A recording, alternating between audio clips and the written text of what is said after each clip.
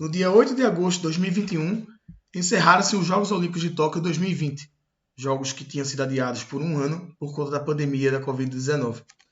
Com 38 medalhas de ouro, a República Popular da China esteve muito próxima de repetir o feito de 2008 em Pequim e voltar a se sagrar campeã olímpica. Porém, após ter liderado até o penúltimo dia de provas, a China foi ultrapassada pelos Estados Unidos da América no último dia do evento. A delegação estadunidense conquistou 39 ouros e a chinesa 38.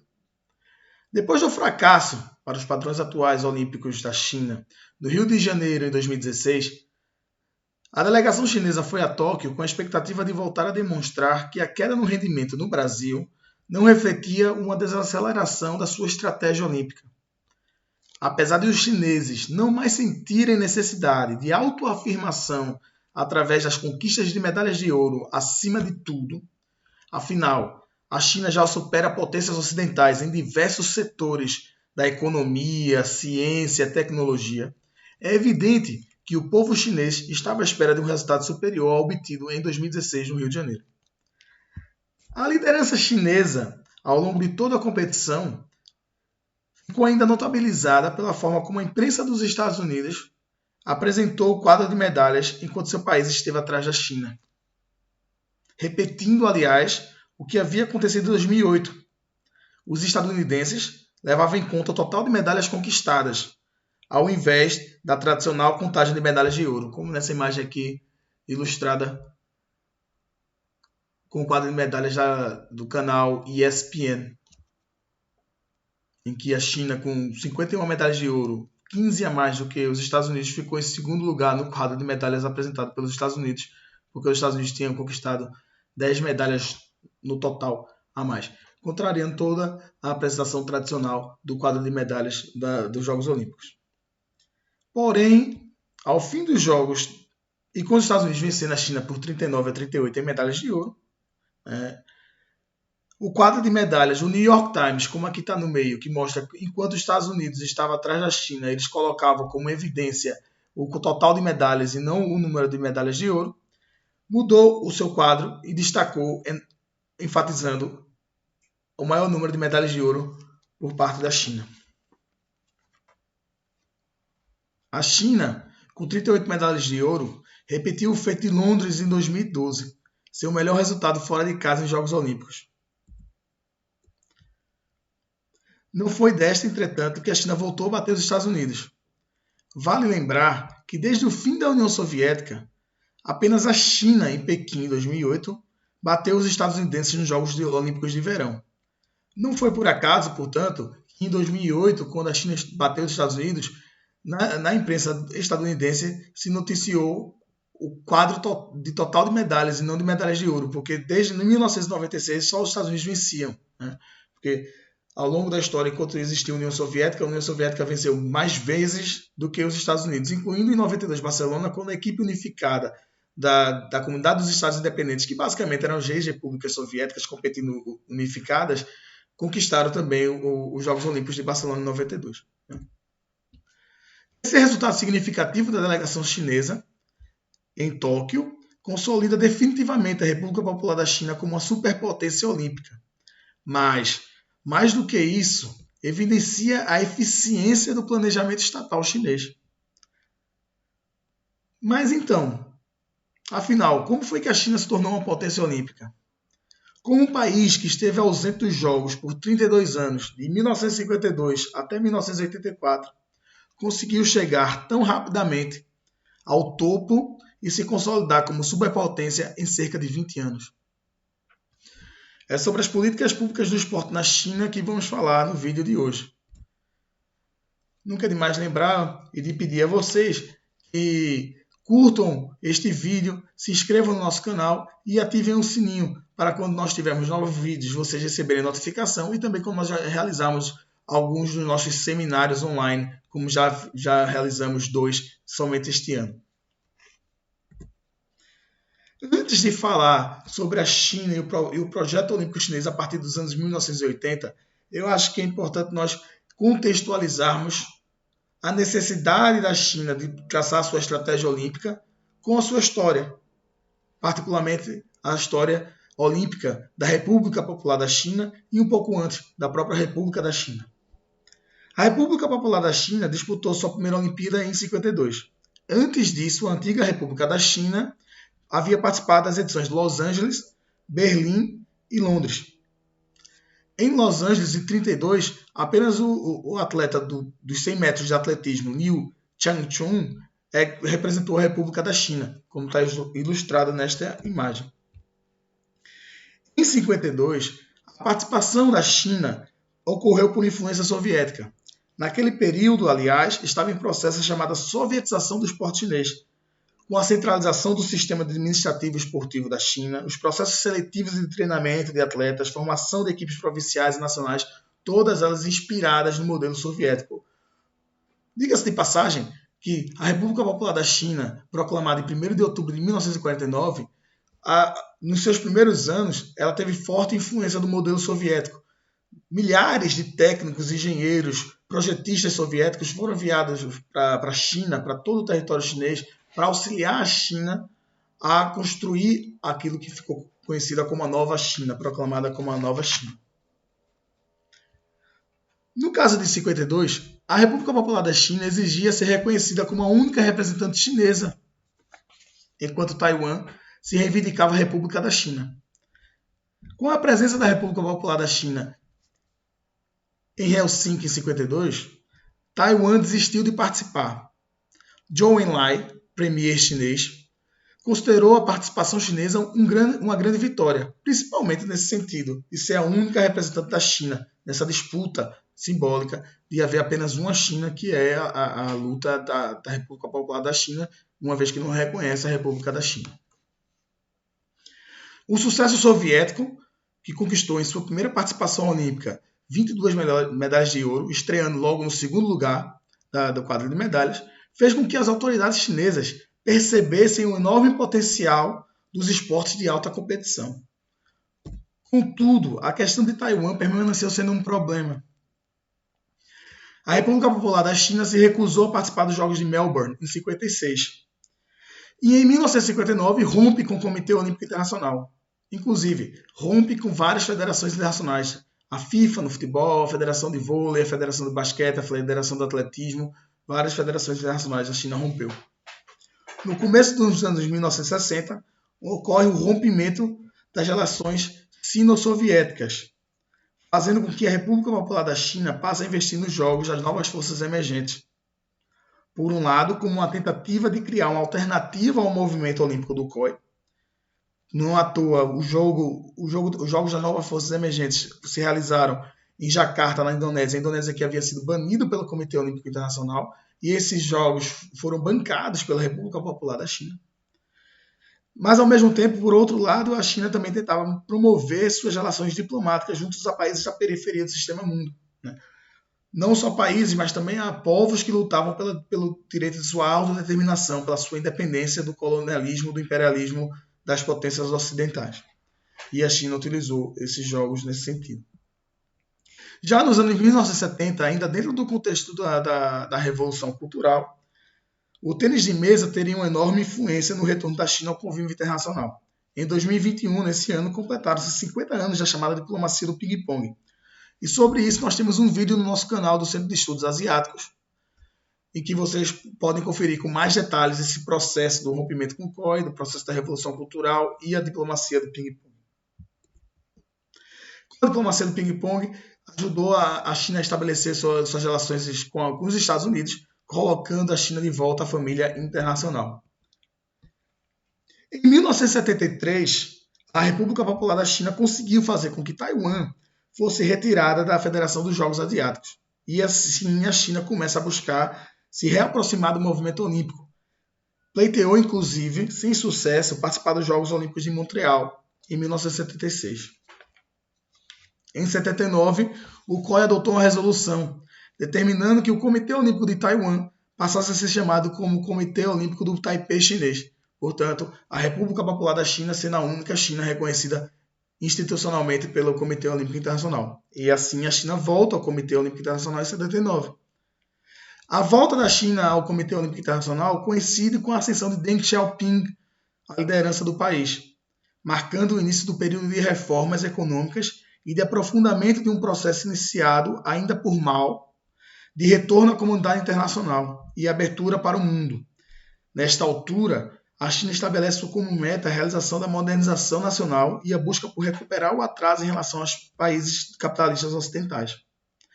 E o esporte teve um papel fundamental nesse processo de modernização. Segundo o ministro do esporte, Wang Meng, o esporte de alta competição seria uma forma eficaz de alavancar a imagem do país no cenário internacional. O governo buscava utilizar o esporte para reforçar a autoestima nacional, a autoconfiança e a dignidade nacional. Ainda em 78, a Comissão do Esporte organizou uma conferência nacional na qual o Conselho de Estado afirmou que o desenvolvimento esportivo era uma missão importante, pois promovia não apenas a busca pela recuperação do atraso, como podia mesmo ultrapassar outras potências esportivas, e assim contribuiria para o estabelecimento de uma moderna superpotência socialista. A Comissão de Esporte, que era equiparada a um ministério, ainda organizou outras duas conferências fundamentais. Em fevereiro de 79, decidiu-se que novas políticas esportivas seriam implementadas para que servisse à realização das 4 modernizações. As 4 modernizações foram metas apresentadas por Deng Xiaoping no terceiro plenário do 11º Comitê Central do Partido Comunista. Porém, suas ideias foram apresentadas pela primeira vez, na realidade, por Zhou Enlai, ainda em 1963, apenas sendo implementadas por Deng Xiaoping em 1978, nesse terceiro plenário do 11º Comitê Central do Partido Comunista. Consistiam, resumidamente, na busca pela modernização da agricultura, indústria, tecnologia e defesa. Sua implementação é considerada um marco do início das reformas da era Deng. Em 1980, uma nova conferência estabeleceu oficialmente uma estratégia para o desenvolvimento do esporte. Na altura, Wang, ministro do esporte chinês, reconhecia que a China era um país pobre e, por essa razão, a melhor forma de desenvolver o esporte de alta competição seria inseri-lo à economia planificada e ao sistema administrativo existente, o que permitiria uma melhor distribuição dos limitados recursos financeiros, objetivando uma melhor distribuição dos limites, objetivando a maximização de resultados em busca de medalhas. E foi colocado que essas novas políticas esportivas seriam implementadas para que servisse à realização das 4 modernizações. Então, muito rapidamente, só para explicar como é que funcionam as políticas públicas na China. Só para lembrar que política pública, né, é um termo que se refere às ações do governo e às intenções que determinam essas ações. Também consiste em decisões políticas para a implementação de programas que busquem atingir objetivos sociais. Mas também é bom a gente ter em atenção que política pública é essencialmente tudo aquilo que governos fazem e optam por fazer ou não fazer, como coloca a DAI. É importante se frisar, por exemplo, em contrapartida com Portugal ou com o Brasil, por exemplo, que existe uma ausência de políticas públicas efetivas no sentido de potencializar os esportes olímpicos, né? Então, essa ausência também é uma forma de fazer política pública. O não fazer a política pública também é uma política pública, né? A China demonstra, através do seu sistema político e econômico, assente no Estado como indutor da destruição criativa e da inovação econômica, tecnológica e também social, que suas políticas públicas e a formulação dessas políticas são um processo aberto, né, com um resultado incerto, impulsionado por interesses conflitantes, interações recorrentes e feedback contínuo. Por que essa característica das políticas públicas chinesas?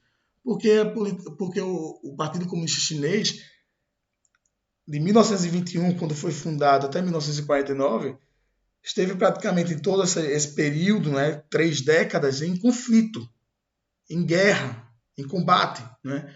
E essa característica de guerrilha fez com que o Partido Comunista Chinês fosse bastante resistente, adaptável, flexível, porque é preciso se adaptar ao contexto dentro de um processo dialético realmente. E as políticas públicas chinesas passam por isso, né? Como eu costumo falar, o esporte é um excelente instrumento de análise político, geopolítico, sociológico. E o caso da ascensão da China nos esportes olímpicos nos permite compreender o socialismo e características chinesas. O projeto, como a razão, a centralidade do Estado, a sua capacidade de gerar o encadeamento dos setores produtivos. Em suma, o sucesso olímpico chinês nos ajuda a perceber como opera o planejamento estatal através das políticas públicas. E aqui nós podemos ver, por exemplo, que nós temos os planos quinquenais, até hoje uma herança soviética na política do planejamento estatal chinês. Neste ano nós tivemos a aprovação do 14º plano quinquenal. Nós temos também os planos de médio a longo prazo, né? Principalmente a partir dos anos 1990, né? quando houve a implementação oficial do termo socialismo de mercado como uma política chinesa. Então, isso nos ajuda a compreender precisamente esse planejamento estatal do esporte chinês. Grosso modo, nós temos aqui a apresentação de algumas das políticas e alguns planos, alguns dos projetos aplicados para o desenvolvimento do esporte olímpico na China. Primeiro, aqui nós temos o sistema do esporte de alto rendimento chinês se baseando num termo que é Zhu Guo Tiji, que significa, basicamente, todo o país apoia o desenvolvimento do esporte de alto rendimento, que é justamente aquela lógica da canalização dos recursos financeiros para os esportes olímpicos voltados para a conquista de medalhas, para o desenvolvimento e a eficiência dos seus atletas. Além disso, várias estratégias foram traçadas ao longo dos anos a partir de 1980, como a Estratégia Olímpica de 85, os planos estratégicos para a Glória Olímpica de 94 a 2000, 2001 a 2010, 2011 a 2020. Outros projetos que nós vamos falar um pouco agora neste vídeo. Mas, além disso, nós também tivemos diversos planos quinquenais para o desenvolvimento do esporte, publicados pela antiga Comissão de Esporte, que em 98 se transforma em Administração Geral do Esporte, e mesmo pelo Conselho de Estado da República Popular da China. O plano de 1980. Os primeiros planos traçados para os esportes de alto rendimento da China foram apresentados em 80. Por quê? Porque já avisavam que a China participasse dos Jogos Olímpicos de 80 em Moscou. Um plano de curto prazo, por isso. Colocava como meta terminar no top 10 dos Jogos Olímpicos de Moscou e no top 6 dos Jogos Olímpicos de Los Angeles. Enquanto que um plano a longo prazo colocava a ambiciosa meta de colocar o país no patamar de potência esportiva já no fim dos anos 1980. Então, nessa altura, abandonava-se o slogan dos tempos da Revolução Cultural, em que se colocava a amizade em primeiro lugar, competição em segundo, e se adotava a palavra de ordem, competição. A China, entretanto, foi uma das 65 delegações que boicotaram os Jogos Olímpicos de Moscou em 80, acompanhando a chamada para o boicote liderada pelos Estados Unidos da América. Em 80, a China, inclusive, participa dos Jogos Olímpicos de Inverno, que ocorreu nos Estados Unidos, em Lake Placid. Então, a China, em 84, é que vai participar da sua primeira edição dos Jogos Olímpicos de Verão desde 1952, em Los Angeles, nos Estados Unidos. Como houve um boicote da União Soviética, de alguns países do leste europeu, da Alemanha Oriental e de Cuba aos Jogos de Los Angeles, a China se beneficiou disso, porque nós estamos falando de algumas das maiores potências olímpicas de então. A União Soviética, que ganhava com muito mais frequência os Jogos Olímpicos de verão do que os próprios Estados Unidos. A Alemanha Oriental, que era fortíssima, e Cuba, que até hoje é uma potência olímpica em vários esportes e modalidades, que na altura ainda era muito mais forte. Né? Com isso, a China conseguiu terminar os Jogos de Los Angeles em quarto lugar, com 15 medalhas de ouro.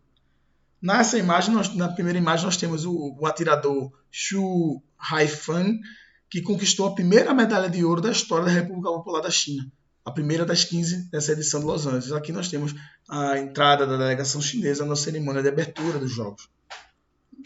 Marco histórico. Em 1985, impulsionado pelo bom resultado de Los Angeles, a ambição olímpica chinesa, obviamente, que cresceu. Deng Xiaoping declarou: agora fica evidente que o impacto e a influência do esporte são enormes. O sucesso do esporte reflete o poder da economia e cultura de um país. O esporte inspira muita gente. Nós precisamos promover ainda mais o esporte de alto rendimento. Então, a Sociedade de Investigação Estratégica para o Desenvolvimento da Educação Física e do Esporte produziu o documento chamado Estratégia Olímpica. que estabeleceu definitivamente o esporte de alto rendimento como prioridade, tanto a curto quanto a longo prazo. No ano seguinte, a Comissão de Esporte implementou as decisões sobre a reforma do sistema esportivo, enfatizando as diretrizes da estratégia olímpica, das quais nós destacamos estes aqui que estão na imagem. Estabelecer o sistema de treino científico, melhorar o sistema de competições, promover a investigação científica do esporte, reformar os sistemas de esporte e educação física, enfatizar o significado político do esporte. Sempre foi colocada essa questão, nunca foi escondido, ao contrário do que nós vemos às vezes na imprensa ocidental, falar de uma forma como se fosse algo, né? O que mistério é, de fato, os Jogos Olímpicos são políticos, para todos os países, e a China nunca escondeu isso. Melhorar as premiações das competições como forma de estímulo à prática esportiva por parte dos atletas de alto rendimento. Desenvolver políticas flexíveis como sempre, para as competições esportivas.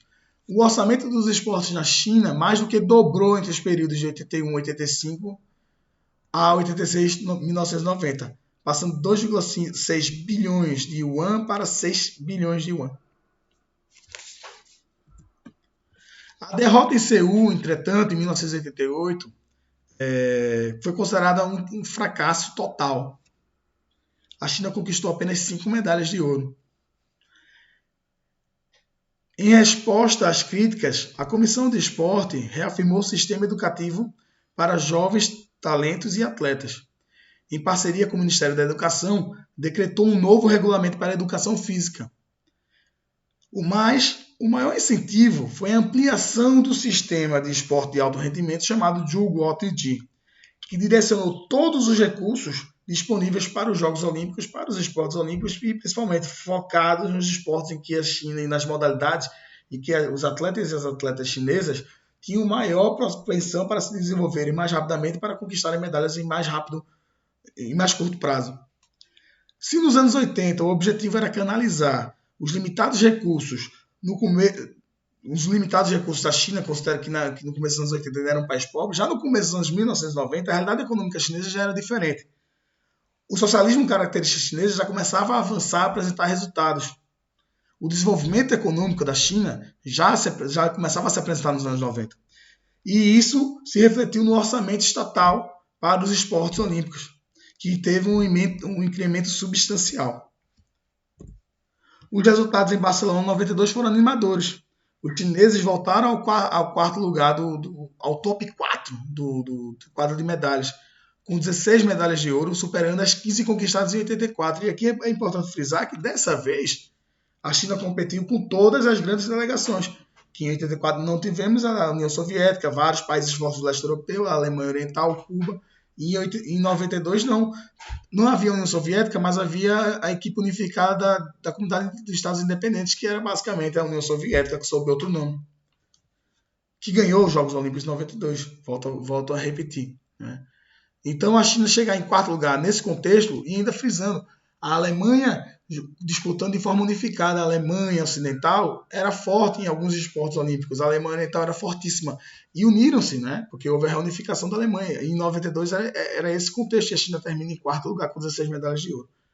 Tanto é que Jiang Zemin, na altura ainda secretário-geral do Partido Comunista Chinês, que só seria presidente da China a partir de 1993, né? Em 92 ele era só o secretário-geral do partido, depois é que assume também a presidência da República da China, ele falou que o senso de patriotismo e o espírito de luta demonstrados pelos nossos atletas tiveram enorme influência sobre o nosso povo.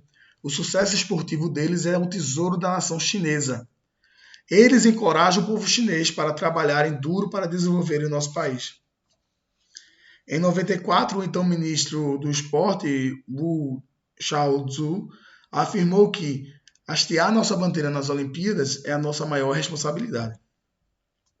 Então nós passamos para os anos 1990, pós os Jogos de Barcelona 92, e nós temos o primeiro plano estratégico para a glória olímpica. Aqui já é colocado definitivamente o objetivo de atingir a chamada glória olímpica.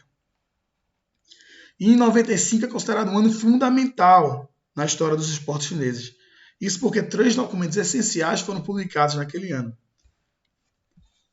A primeira lei do esporte da República Popular da China foi publicada em 95. Também foi publicado o Programa de Aptidão Física Nacional e o Plano Estratégico para a Glória Olímpica 94 até 2000, ou seja, que pegaria o processo olímpico de Atlanta 96 e Sydney 2000. Esse plano estratégico reforçou o papel fundamental do Juul Goltigi e a importância do sucesso esportivo para o país. Seu principal objetivo, o principal objetivo do plano colocado lá era diminuir a diferença da China em relação às maiores potências, com foco em esportes e modalidades individuais para que houvesse um maior número de conquistas de medalhas de ouro, principalmente. O orçamento estatal para o esporte passou de 6 bilhões de yuan, como nós vimos anteriormente, para 9,3 bilhões no ciclo olímpico de Atlanta 96 e saltou para 17,3 bilhões, ou seja, quase que triplicou entre o ciclo olímpico de Barcelona para o ciclo olímpico de Sydney 2000. Em Atlanta, a delegação chinesa repetiu o quarto lugar de Barcelona e conquistou a mesma quantidade de medalhas de ouro, 16. Já em Sydney 2000, nós temos a glória olímpica, pelo menos a consagração do Juul Goltigi, porque a China chega ao pódio do quadro de medalhas. Fica em terceiro lugar em medalhas de ouro, atrás apenas de Estados Unidos e Rússia, conquistou 28 medalhas de ouro. A agência de notícias Xinhua escreveu que o espírito competitivo da delegação chinesa inspiraria o povo chinês na sua caminhada para alcançar as potências ocidentais. E o termo Juul Goltigi passa a ser frequentemente referido como o principal fator para o sucesso esportivo chinês. Algo que foi reconhecido inclusive pelo presidente Jiang Zemin, que afirmou: o sucesso dos esportes estadunidenses depende de seu poder econômico. O sucesso dos esportes russos depende em seus ricos recursos e sua experiência em treinamento de atletas de elite. O sucesso dos esportes chineses depende do Juul Goltigi. Todo o país apoia o sistema de esporte de alto rendimento. Pois bem, e como que se estrutura, não é, os esportes olímpicos na China? Entre Atlanta e Sydney, nesse ciclo olímpico, a estrutura administrativa do esporte da China passou por uma grande reforma. O modelo soviético, visto aqui no quadro, nessa primeira imagem aqui, adotado desde os anos 1950, que era centralizado, piramidal, hierárquico a partir do governo central aos governos provinciais e dos governos provinciais aos municípios, passou a ter um caráter mais multinível, mais simplificado e descentralizado, buscando maior eficiência a partir da cooperação multicanais entre os órgãos, funcionando em rede, apesar de ter uma hierarquia também, obviamente, do governo central, mas funcionando em rede. Essa mudança acompanhou a reforma do governo central, inclusive, que reestruturou seus ministérios. Em 98, a Comissão de Esporte, cujo nome, inclusive, seu modelo, era inspirado no modelo soviético, por isso o nome Comissão de Esporte, passa a se chamar Administração Geral do Esporte. Esse órgão, novo órgão, essa nova nomenclatura, também mudou a estrutura desse órgão, que tinha 20 departamentos e passou a apenas 9 departamentos. E aqui nós temos o organograma de como está organizado administrativamente a estrutura dos esportes olímpicos na China. Em 2001, Pequim foi escolhida como cidade-sede dos Jogos Olímpicos de Verão para 2008. E isso, evidentemente, influenciou todo o planejamento estatal para a primeira década dos anos 2000. Uma série de planos foi publicada no intuito de preparar a realização dos Jogos de Pequim, principalmente para que a China triunfasse em seu território. Em julho de 2002 foi publicado o documento buscando maior fortalecimento e progresso do esporte na nova era. Documento esse que enfatizava que Pequim 2008 era a prioridade fundamental de todo o país. Veja bem, não era apenas prioridade do esporte chinês, era uma prioridade para todo o país, para toda a República Popular da China, para que Pequim fosse um sucesso. E aqui um sucesso não apenas do ponto de vista esportivo, mas um sucesso também da mensagem que a China queria transmitir para o mundo realizando esse mega evento esportivo.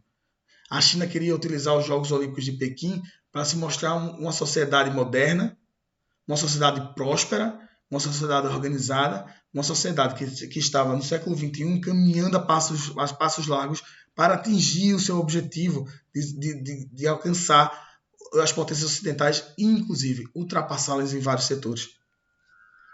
Baseado no plano estratégico anterior, a Administração Geral de Esportes lançou também em 2002 o Plano Estratégico para a Glória Olímpica 2001-2010.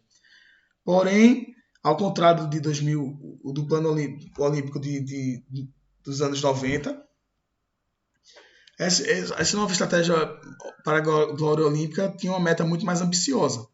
E a principal meta era clara: bater Estados Unidos e Rússia. Ou seja, chegar ao topo dos Jogos Olímpicos. Para reforçar o plano estratégico para a Glória Olímpica 2001-2010, o Estado chinês implementou outros projetos, como o Plano de Ação da Glória Olímpica 2008, cujo propósito era reiterar a importância de se alcançar o topo em Pequim, e o Projeto 119 e a estratégia Invite In and Go Out.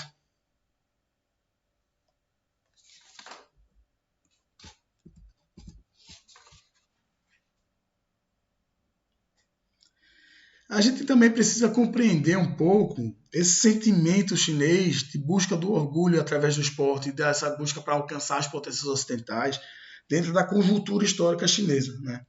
A questão do orgulho nacional na China sempre foi muito presente na construção da nova China, desde a sua proclamação da República Popular da China em 1949, sob a liderança do Partido Comunista. Isso porque, quando os comunistas chegam ao poder, a China havia passado pelo chamado século da humilhação. Após a Guerra do Ópio de 1840, o país foi gradualmente relegado à condição semi-feudal e semi-colonial, dividido e explorado por forças imperialistas ocidentais e também pelo próprio Japão.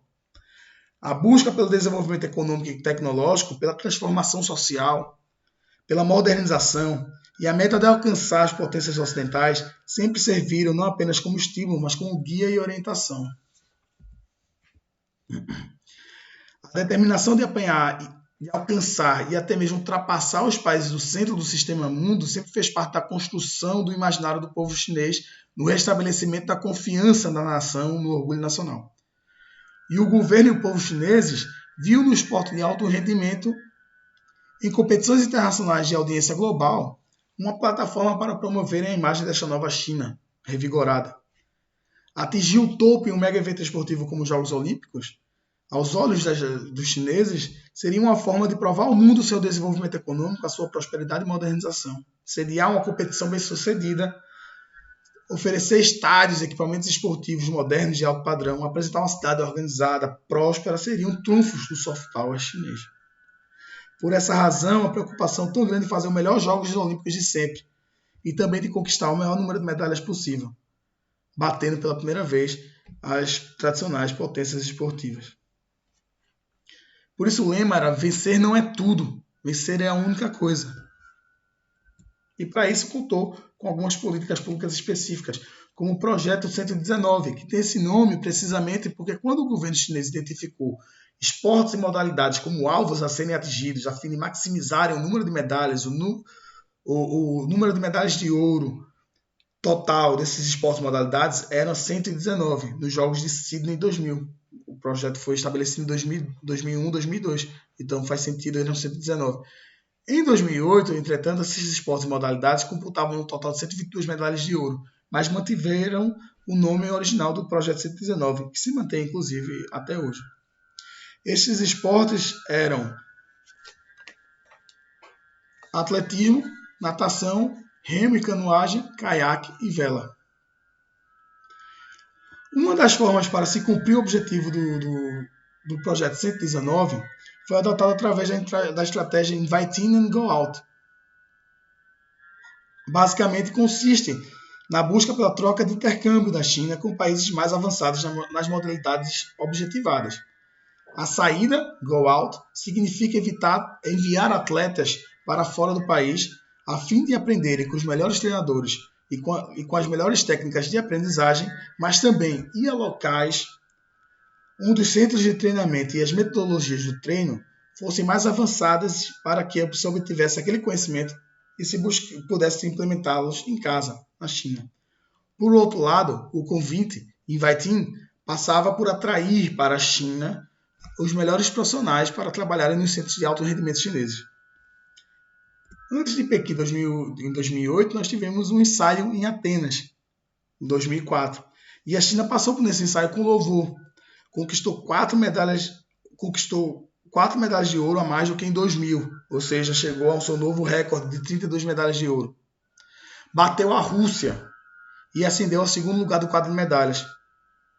Além disso, atletas da China bateram 6 recordes mundiais e 21 recordes olímpicos. Em Pequim 2008, a China chega finalmente ao topo, e a realização dos Jogos de Pequim foi um enorme sucesso, em todos os aspectos. Em meio a uma enorme crise do capitalismo mundial, com recessão econômica nos países do centro do sistema mundo, a China transmitiu ao mundo a mensagem de uma nação rejuvenescida, moderna, em indiscutível desenvolvimento econômico e social. A solidez da economia chinesa e a imagem de prosperidade transmitida ao mundo permitiu que o presidente Hu Jintao reforçasse a mensagem de ascensão pacífica da China. Apelando ao espírito olímpico de solidariedade, amizade e paz, Hu destacou que, diante da grande crise internacional, o momento demonstrava que, mais do que nunca, a necessidade de nos entendermos, acomodarmos e cooperarmos uns com os outros.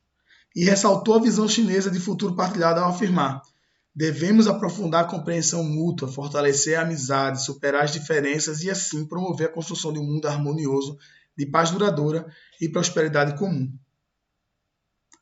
O estrondoso sucesso esportivo dos Jogos Olímpicos reiteraram este sentimento de demonstração de capacidade e força da China e, ainda mais, evidenciaram o seu novo posicionamento no mundo. A delegação chinesa conquistou 51 medalhas de ouro, 15 a mais que os Estados Unidos, e pela primeira vez ocupou o lugar mais alto do quadro de medalhas de uma Olimpíada. Como já falei, pela primeira vez desde Barcelona 92, os Estados Unidos não venciam nos Jogos Olímpicos. Os Estados Unidos venceram em Atlanta 96, Sydney 2000, Atenas 2004 e aí perdem em Pequim 2008. O triunfo chinês foi ainda mais significativo por conta disso, obviamente. A China se firmava definitivamente como uma superpotência esportiva mundial. Tendo atingido esse patamar, ao fim dos Jogos Olímpicos de Pequim 2008, o presidente Hu Jintao determinou que ações fossem tomadas para que o país avançasse de um país de acontecimentos esportivos importantes para uma potência mundial esportiva. Em 2011, o Plano Estratégico para a Glória Olímpica 2011-2020 sinalizava este sentido. O objetivo passava a ser aumentar a qualidade e o valor das medalhas de ouro olímpica, ou seja, não quantidade, mas qualidade das medalhas, buscando transformar o esporte de alto rendimento da China, principalmente como um fator de inovação. Passou também a haver um maior investimento em esportes coletivos, como futebol, basquete e vôlei, além de esportes modalidades mais populares internacionalmente. O triunfo em Pequim 2008 fez com que os chineses virassem a chave. Se antes o foco era o quadro de medalhas de ouro, vencer mais do que tudo, não é? Vencer, na verdade, vencer não é tudo, é a única coisa. Já deixou de ser assim a partir de Pequim 2008. E há duas razões básicas para isso. No aspecto esportivo, porque ninguém questiona que a China já é uma superpotência. Além disso, fora da questão esportiva, o socialismo chinês propiciou um desenvolvimento econômico e tecnológico tão avançado que o sentimento de orgulho nacional do povo chinês já não é preenchido apenas pelo seu sucesso esportivo, né? Então, esse orgulho nacional vem através de outros fatores, né? A China supera as potências ocidentais em vários outros setores. E então, os esportes não preenchem apenas... Não só os esportes preenchem esse sentimento. Nos Jogos Olímpicos de Londres, a China se consolida como uma potência olímpica ao conquistar 38 medalhas de ouro, um novo recorde de medalhas de ouro fora de casa, né? Superando o recorde de Atenas em 2004. Supera também a seleção da casa Grã-Bretanha em 9 medalhas de ouro, 9 medalhas de ouro a mais do que a Grã-Bretanha, e fica em segundo lugar, atrás apenas dos Estados Unidos. Com a chegada de Xi Jinping ao cargo de secretário-geral do Partido Comunista da China e depois à presidência da República Popular da China, o foco dos investimentos passou a ser o desenvolvimento da indústria esportiva como um todo, ao mesmo tempo em que se buscou estimular a prática esportiva como forma de saúde, bem-estar, preparo físico, lazer. Em 2014, o Conselho de Estado da China publicou o documento Opiniões para a Aceleração do Desenvolvimento da Indústria Esportiva e Promover o Consumo do Esporte, sobre o qual já falamos em vídeos anteriores, inclusive. Considerando, assim, um marco para o desenvolvimento da indústria esportiva na China. O objetivo traçado era que em 2021 a indústria esportiva chinesa gerasse 460 bilhões de dólares, um valor que foi alcançado 2 anos antes, em 2019. A meta é que em 2025 a indústria esportiva chinesa gere 813 bilhões de dólares. Ou seja, que se coloque no mesmo patamar dos Estados Unidos, que é a maior indústria esportiva mundial. Ainda mais, até 2035, o objetivo é fazer com que a indústria esportiva chinesa se torne uma das indústrias fundamentais da economia nacional. Atualmente, a indústria esportiva chinesa responde por cerca de 1,1% do PIB. E a meta é que em 2035 chegue próximo dos 5%. O foco no preparo físico e na promoção da prática esportiva para todos, ou seja, o incentivo ao esporte como prática recreativa e não apenas direcionado à formação de atletas de alto rendimento, se evidenciou em documentos como o Programa do Preparo Físico Nacional, 2016-2020, e também no próprio 13º Plano Quinquenal para o Desenvolvimento do Esporte na China. Entretanto, a queda de rendimento nos Jogos Olímpicos de 2016 no Rio de Janeiro ligou um sinal de alerta. A China ficou atrás dos Estados Unidos e da Grã-Bretanha, caiu, portanto, para o terceiro lugar do quadro de medalhas de ouro. Conquistou apenas 26 medalhas de ouro, um resultado pior do que o de Sydney em 2000, quando conquistou 28. Ou seja, houve uma regressão nesse sentido. Isso fez com que se voltasse a debater a questão dos investimentos em esportes de alto rendimento e, principalmente, levantou-se o questionamento sobre a ênfase dada à prática recreativa do esporte e o eventual perigo que isso poderia representar ao rendimento dos esportes de alto escalão no país. Então, o que aconteceu? O Conselho de Estado e a Administração Geral de Esportes da China logo intervieram. Foram feitas reformas estruturais, maior investimento com foco no aumento da qualidade das medalhas de ouro e reforço nas modalidades que rendem mais medalhas nos Jogos Olímpicos. Reforçou-se também nas modalidades como atletismo e esportes aquáticos no modo geral, incluindo aí natação. Também perceberam que não era tão fácil manter a vantagem chinesa nos esportes que o país já estava consolidado. Houve uma queda significativa em alguns esportes que a China já tinha chegado ao topo e era considerada a melhor do mundo no Rio de Janeiro, né?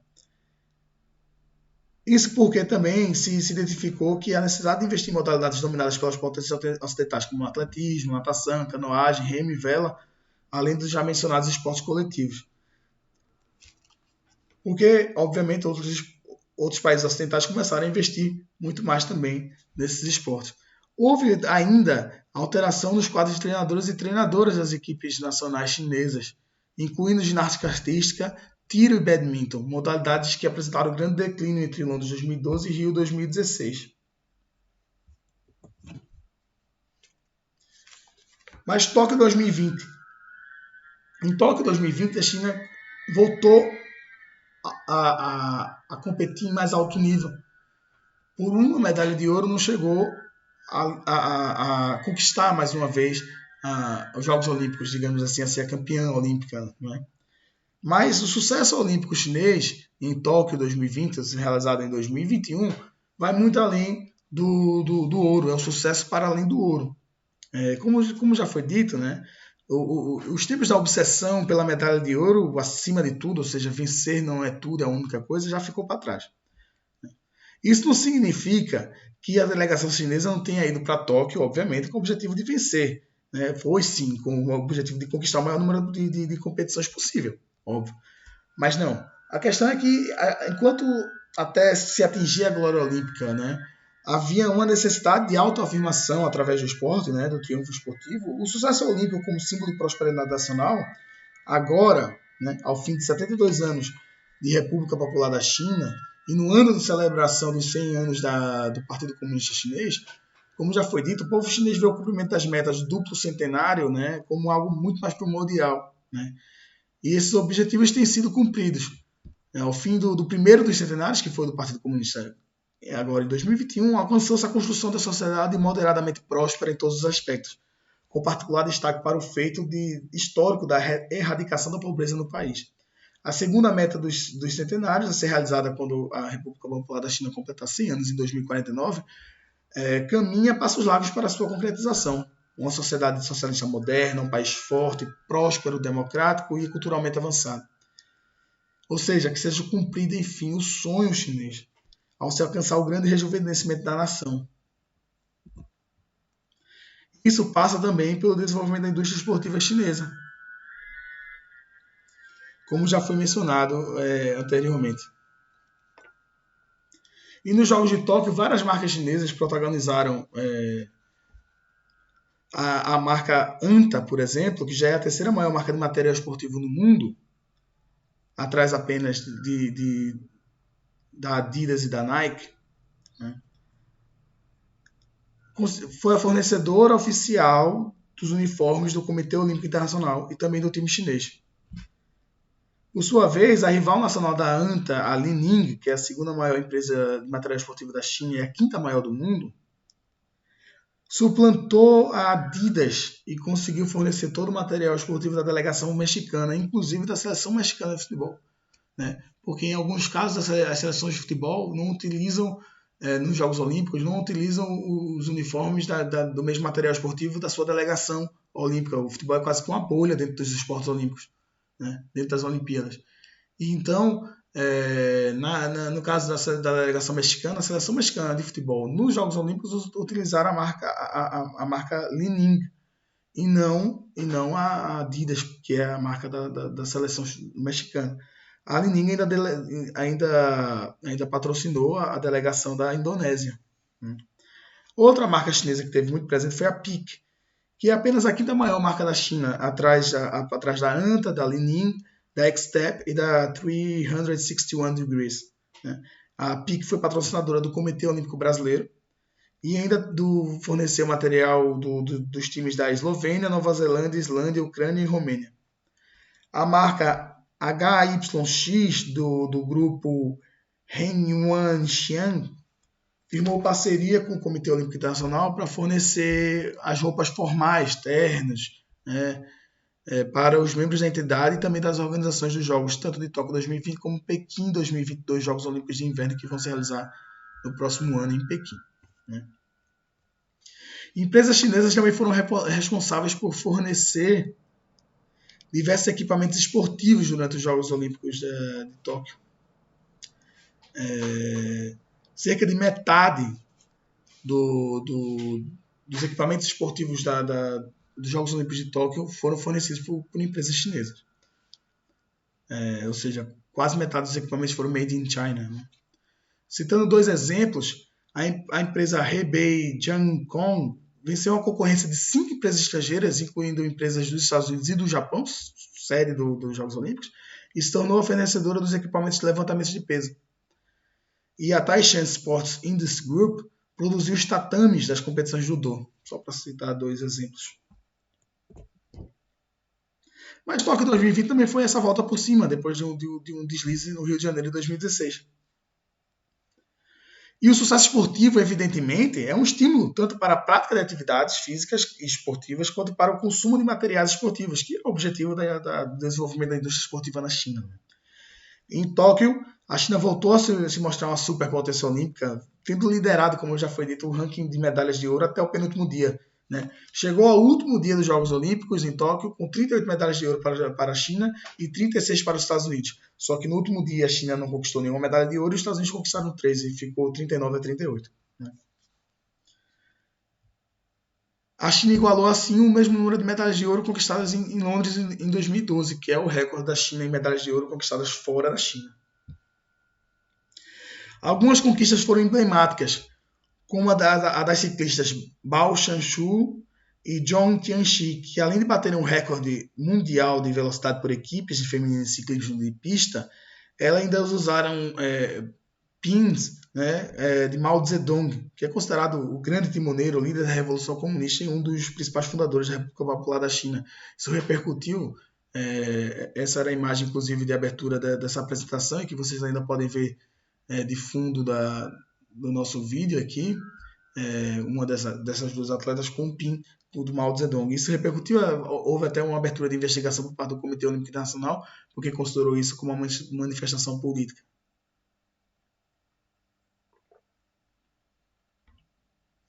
No remo esquife quádruplo feminino, a equipe chinesa venceu o primeiro ouro do país na modalidade desde Pequim 2008.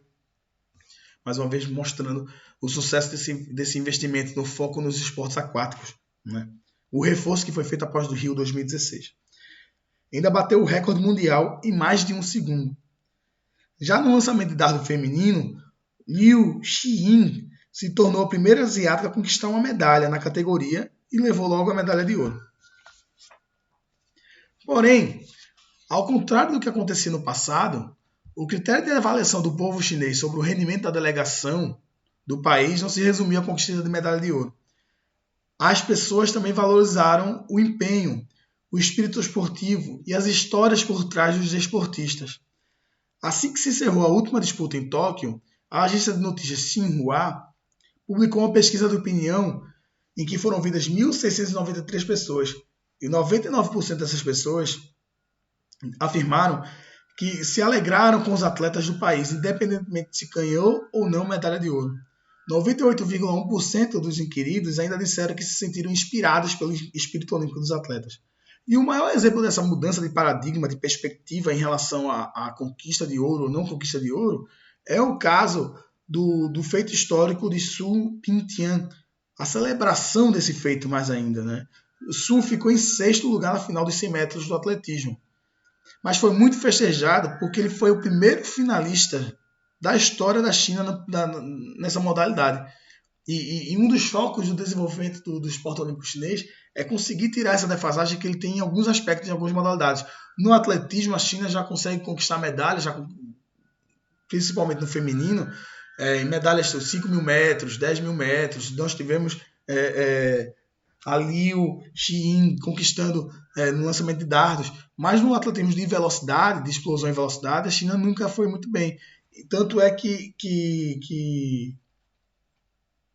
Su Bingtian foi o primeiro finalista da história da China. E o 6º lugar dele foi tão celebrado que ele foi escolhido para ser o porta-bandeira da China na cerimônia de encerramento dos Jogos Olímpicos. É simbólico isso. É mostrar que o ouro não é mais a única obsessão. Não é a obsessão, na verdade. Agora é qualificar as suas medalhas de ouro, mas também compreender o contexto de cada conquista, de cada trajetória dos seus esportistas.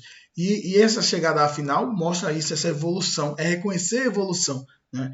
E justamente, tanto é que também nas redes sociais, a agência Xinhua fez uma publicação em que colocava um sonho, a Dream Across 89 Years, não é? Comparando que justamente Liu Changchun pela República da China, então República da China, em 1932, que foi o único atleta da China nos Jogos Olímpicos de Los Angeles em 32, dos 100 metros do atletismo, que não chegou sequer a se qualificar para as finais da competição, e colocando esse sonho, né? Ou seja, a primeira vez que participou e 89 anos depois, chegando na final. E, como já foi dito, ele foi escolhido para ser o porta-bandeira da delegação chinesa. Tudo isso foi falado, mas vamos entrar um pouco mais com profundidade na questão de como se dá o sistema de seleção de atletas, né? Como é que se organiza, né? E como é que se aplica as políticas públicas da China nos esportes, né? Desde o fim dos anos 1970, a China adotou um criterioso sistema de seleção, treinamento e competição de atletas. Logo no começo do seu projeto olímpico, lá em 1980, o governo chinês buscou que universidades de esportes estabelecessem faculdades de esportes de alto rendimento, ao mesmo tempo que determinou que governos provinciais estabelecessem faculdades de cultura física e do esporte para que fossem formados professores de educação física para as escolas primárias e secundárias, e assim atletas talentosos pudessem surgir nas equipes provinciais. Já nos anos 2000, o sistema de seleção foi reformado, que pode ser visto aqui na imagem, passando a ser dividido nestes níveis, né, de baixo para cima, como a gente pode ver aqui. O Grassroots Clubs, que seriam clubes de base, ou clubes de comunidades, Schools with Sport Tradition, Talented Sport Classes and School Teams. Depois, essa base ela pode tanto ascender para o nível seguinte, que está imediatamente acima, que é General and Key Spare Time Sports School, Junior and Senior High Schools of Sport, como também pode ascender para o nível posterior, ou seja, no caso, primeiro, segundo, terceiro nível, que tem o Sports Vocational Education and Technical College, Physical Culture and Sport College e Elite Sports College.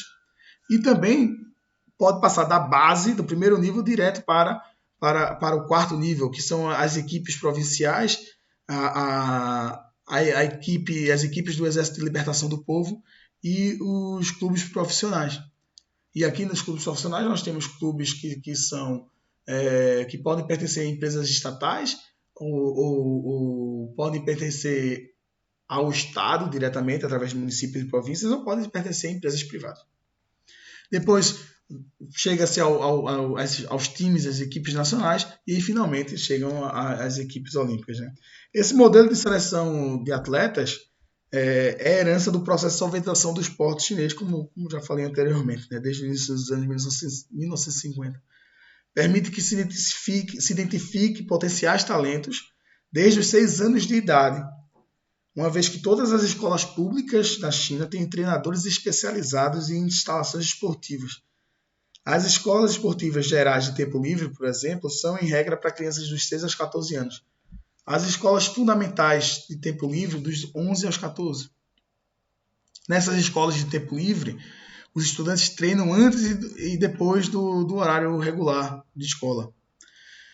Estudantes que se formam nas escolas esportivas para crianças e jovens de 11 a 17 anos, escolas de cultura física e esportiva dos 14 a 17 anos e escolas de esporte de alto rendimento dos 11 aos 17 podem ainda receber graduações de nível júnior ou superior e ainda podem ser beneficiados por uma política do Ministério da Educação para as provas de seleção para as escolas secundárias e universitárias.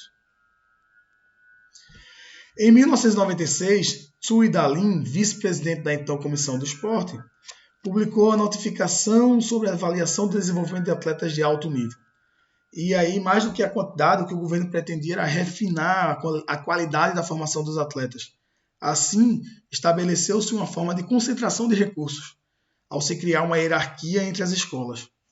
Para isso, o governo chinês estimulou a competição entre as escolas, premiando as que demonstravam melhores resultados com mais recursos.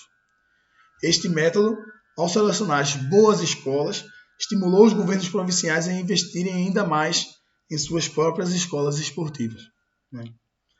E de acordo com o Statistical Yearbook 2020, publicado pela China Statistics Press, de acordo com essa publicação, em 2019, na China havia 3.050 agências administrativas do esporte, 8 universidades e faculdades de esporte, 16 institutos técnicos e esportivos, 216 escolas de educação física e esporte, 18 escolas de esportes competitivos,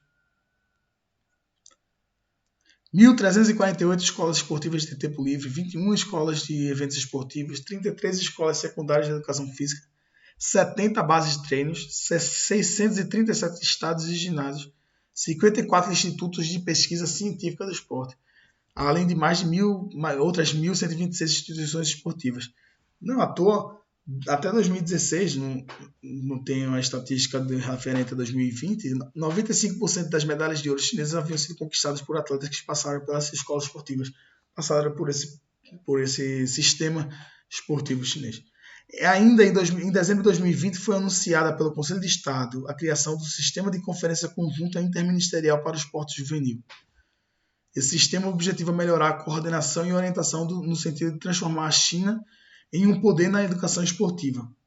Vai ser liderado pelo Escritório-Geral do Conselho de Estado, pelo Ministério da Educação e pela Administração Geral do Esporte.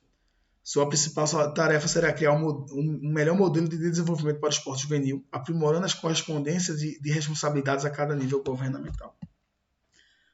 E como é que está organizado o sistema competitivo da China? Né?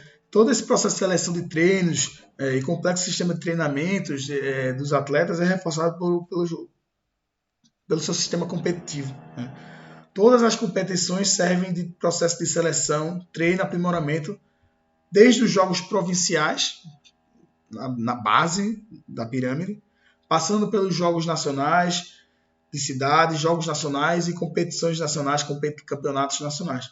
Subindo aí as competições internacionais nas quais estão incluídas os Jogos Asiáticos. Até que finalmente se chegue aos Jogos Olímpicos. Para se ter uma ideia, somente entre 2001 e 2004, houve um aumento do número de competições nacionais, passando de 491 para 836. 74% dessas competições nacionais eram de esportes olímpicos. Além disso, nós temos, como foi mencionado, das diretrizes ainda da Estratégia Olímpica de 1985, desde os anos 1980, portanto,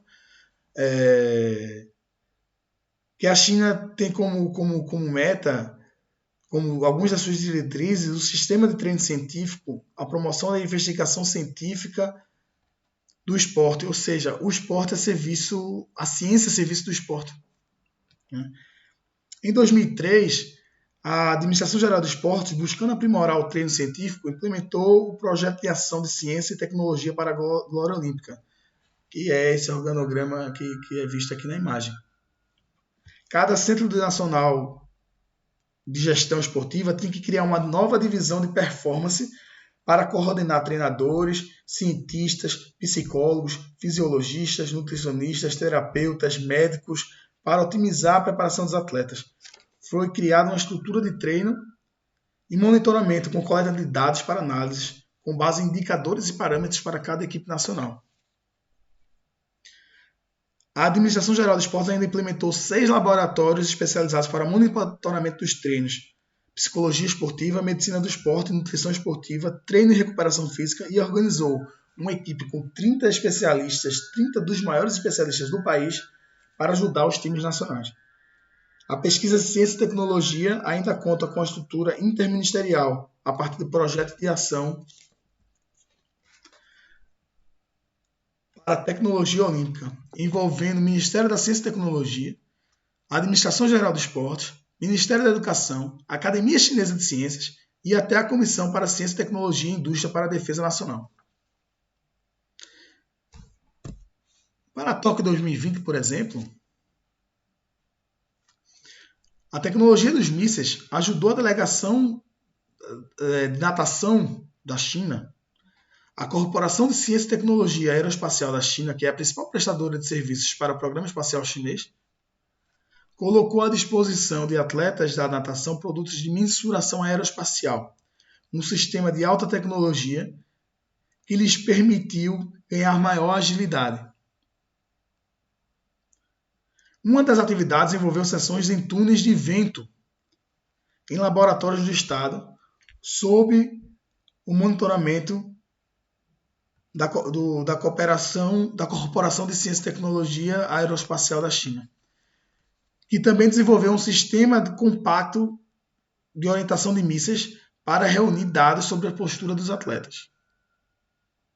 De acordo com a publicação da Corporação de Ciência e Tecnologia Aeroespacial da China, através das análises de dados, os atletas puderam formular programas de treino científicos e tiveram apoio científico para aperfeiçoarem suas performances. A natação chinesa havia conquistado 6 medalhas no Rio de Janeiro em 2016, só que dessas 6 medalhas apenas uma de ouro. Em Tóquio, a delegação chinesa de natação conquistou também 6 medalhas, sendo que dessas 6 medalhas, 3 de ouro. Nós ainda temos o chamado princípio das 5 palavras, como coloca Zheng Jimin e também colocam outros pesquisadores. que eles apontam que para evitar o desperdício de investimentos e aumentar a eficiência dos financiamentos a fim de se maximizar a preparação em busca da conquista de medalhas, principalmente medalhas de ouro, a China priorizou a categorização de principalmente baseadas em habilidade e destreza, ou seja, a categorização dos esportes, né? Baseados em habilidade e destreza.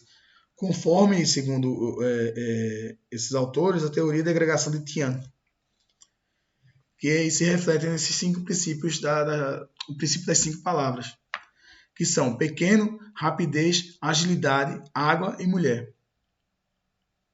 A adoção desses princípios levou em conta tanto o aspecto da habilidade, rapidez e agilidade, como também os recursos físicos, né? A estrutura, água e pequeno, tornando-se critérios importantes para que o governo escolhesse em quais esportes ou modalidades iria investir mais, a fim de que a China se tornasse ainda mais competitiva. Foi nesse esforço em nichos e esse reforço que permitiu que ao país traçar a impressionante ascensão dos esportes olímpicos em tão pouco tempo. Pequeno se diz respeito a esporte de bolas pequenas, como tênis de mesa e badminton, que a China domina, né?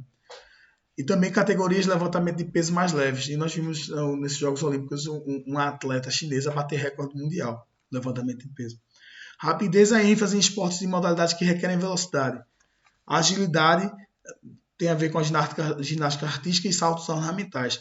A água são todos os esportes aquáticos, né, reforçando o que já foi mencionado no projeto 119, mas principalmente o foco nos saltos ornamentais. E nós vimos também nos Jogos de Tóquio os atletas e as atletas chinesas conquistando não só no feminino, por exemplo, não só a medalha de ouro, mas como uma medalha de ouro e de prata. E nos saltos ornamentais elas largamente a vantagem, não havia sequer hipótese de que não fosse conquistada a medalha de ouro, né? Já em relação à mulher, o maior investimento em esporte feminino se dá pelo fato de que as mulheres chinesas têm resultados muito superiores aos homens, né, nos Jogos Olímpicos. Só para citar um exemplo, né, eu até falei anteriormente do lançamento de dardo, né? Falei do lançamento de dardo.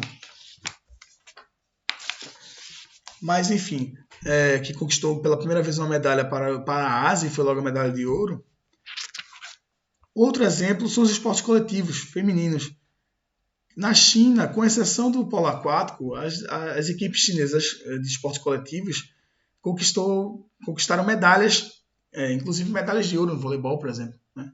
Enquanto que as equipes masculinas de esportes coletivos têm até mesmo muita dificuldade para se classificarem para os Jogos Olímpicos, né? Uma enorme dificuldade, enquanto que o feminino já é consagrado, por exemplo, quando o vôlei não conquista medalha, o vôlei feminino é uma decepção para a China, né? Inclusive, o objetivo sempre até é a medalha de ouro, é competir entre os melhores, né? Enquanto que os esportes masculinos coletivos são fracos nesse sentido, não conseguem competir, né?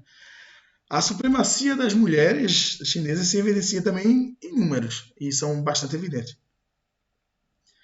Com exceção da primeira participação da República Popular da China, a partir dos anos 80, né? Em 1984, em Los Angeles, em que os homens conquistaram mais medalhas de ouro 10 contra 5 das mulheres, né? Em todos os Jogos Olímpicos seguintes, de Seul até Tóquio, as mulheres ficaram à frente dos homens, né? Em Seul, com 5 medalhas de ouro no total, 3 foram conquistadas por mulheres e 2 por homens. Em Barcelona, já temos uma diferença substancial, 12 medalhas de ouro por mulheres e 4 só para homens. Em Tóquio, nós tivemos também uma diferença significativa, 23 medalhas e meia para mulheres e 14 medalhas e meia para homens. E por que esse meio? É porque existem algumas modalidades que são mistas, né? Badminton, tênis de mesa, tem modalidades mistas. Então, quando a conquista de medalha de ouro aí se divide para esse cálculo, né? Fica metade para homem e metade para mulher. E nesse cálculo, as mulheres 23 medalhas e meia e os homens 14 medalhas e meia. Desde 84 para cá, quando a China começou a conquistar medalhas olímpicas, 56,6% das medalhas de ouro da China foram conquistadas por mulheres. Em Tóquio, esse percentual foi ainda superior. 62% das medalhas de ouro chinesas foram conquistadas por mulheres, né? Para não deixar de falar de um outro detalhe, já que no próximo dia 24 de agosto, né, começa a Paralimpíada, né? A China nos esportes paralímpicos é hegemônico já há muito tempo, né? Começou em Atenas em 2004, essa hegemonia chinesa, quando ela atingiu o primeiro lugar no quadro de medalhas de ouro, né? Vi aqui o primeiro quadro. 63 medalhas de ouro da China em Atenas. Em Pequim, 2008, isso já pulou para 89 medalhas de ouro. Em Londres, a China conquistou 95 medalhas de ouro. No Rio de Janeiro, 2016, foram 107 medalhas de ouro conquistadas pela delegação paralímpica chinesa, né? Então, quando passou a haver também os esportes paralímpicos, a China também tem, dentro das suas políticas e suas estruturas, aqui não foi falado aqui de modo específico, mas também tem, obviamente, e a China hoje é uma superpotência completamente hegemônica, dominadora das Paralimpíadas, né?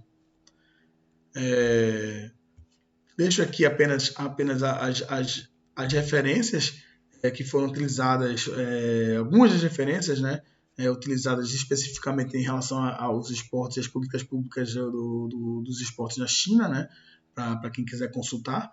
E por fim, eu só queria agradecer a audiência e pedir novamente para que vocês curtam esse vídeo, se inscrevam no nosso canal e ativem as notificações clicando no sininho. Lembrando, nós já organizamos em abril um seminário online internacional e organizamos recentemente em julho outro seminário online que contou com 2 sessões com participação de pesquisadores e pesquisadoras da China, de Cuba, Itália, Brasil, Argentina, Portugal, né? Então, o nosso canal de Centro de Estudos Asiáticos está sempre promovendo discussões sobre China e Ásia também. Então, quando tivermos alguma novidade, se vocês se inscreverem no nosso canal e ativarem a notificação, vão receber as informações. Agradeço mais uma vez pela audiência e até uma próxima oportunidade.